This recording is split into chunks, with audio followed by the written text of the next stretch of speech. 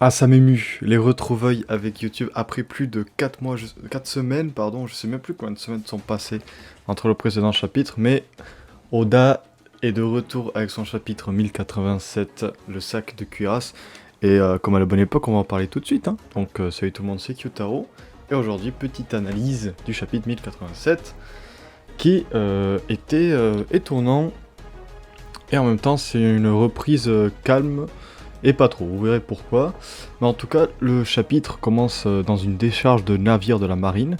J'ai plus le nom exact, mais en gros, ils disent que Garp venait souvent s'entraîner là en tabassant littéralement les bateaux sans utiliser de haki ni de fruits, avec Kuzan. Et c'est une transition toute faite pour la suite du chapitre, où on voit justement que la marine essaie de s'échapper de la ruche, et au début on nous dit qu'ils s'en sortent bien, on nous dit que les civils blessés et les gens de la marine sont sur des navires prêts à partir, mais sur l'île, il reste Garp, Koby, Hermep et un autre dont j'ai oublié le nom, mais qui avait été présenté dans des chapitres avant. Mais bref, il reste eux, et alors que tout allait pour le mieux, hein, vraiment, on se disait c'est safe, en plus Garp il a tabassé tout le monde et tout.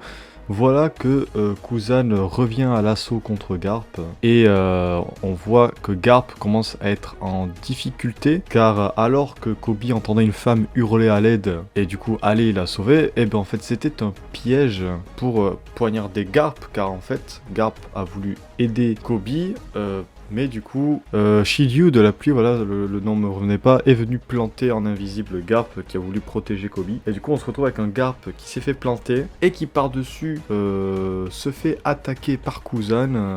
Ils se foutent tous les deux un point de haki dans la gueule. Et juste avant de voir la conclusion de ce point, on va revenir sur un petit flashback de Kuzan, hein, où on voit comment il est devenu l'élève de Garp à coup de... Lui, il est venu demander, Garp lui a chié dessus, enfin bref, du Garp quoi. Et on voit que Garp aussi parle de Dragon comme son fils, il dit ah mon fils est devenu un révolutionnaire, mon petit-fils veut rejoindre les pirates et tout. Donc voilà, apparemment j'ai vu sur internet qu'il y en a qui avaient des doutes sur le fait que Dragon était le fils de Garp et tout le bazar, alors que c'était dit clairement, mais bon voilà. Donc je le souligne, là c'est dit clairement. Le doute n'est pas permis. Bref, du coup la situation tourne mal. On a un Garp fatigué et blessé qui est à terre. Moi j'étais en PLS parce que ce coup ressemblait beaucoup à Akainu qui tabasse Ace. On s'en rappelle tous de ce coup-là. Mais voilà.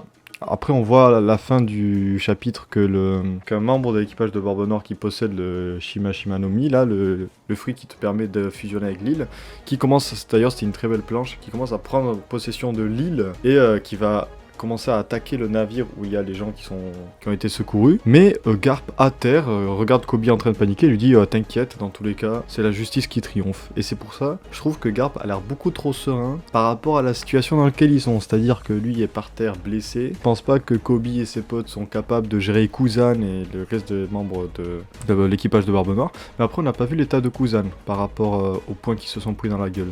On a vu que Garp était essoufflé parce qu'il s'est pris un coup de poignard plus des coups de Aokiji quoi. Mais on n'a pas vu... non, à Kuzan, pardon, je dis n'importe quoi. Mais on n'a pas vu l'état de Kuzan. Parce que quand même, Kuzan s'est pris 2 patates de Garp. Donc voilà, curieux de voir. Et curieux de voir aussi si Garp est toujours capable de se défendre. Parce qu'on a vu quand il est arrivé sur l'île qu'il a vraiment détruit l'île. Mais là, dans ce chapitre, Shiryu de la pluie se prend une patate de Garp. Et il a l'air toujours en état quoi. Kuzan aussi il s'est pris une patate mais il est revenu à l'assaut. Bah après Kuzan c'est un amiral donc ça c'est pas pareil. Et donc voilà, Garp, la force de Garp ne fait pas de doute. Mais maintenant que le coup de poignard qui s'est pris a l'air d'avoir changé la donne. Donc je serais curieux de voir à quel point. Mais en tout cas voilà, très heureux de revenir parler de chapitre de One Piece, ça m'avait manqué. Et puis j'espère que cette vidéo vous aura plu. Si c'est le cas, encore une fois n'oubliez pas de like et un abonnement, ça me ferait extrêmement plaisir. On rush les 500 abonnés, une petite team. Ou si vous voulez venir en parler sur Twitch, n'hésitez pas non plus. Moi je vous dis à la semaine prochaine, ou alors à la prochaine pour une autre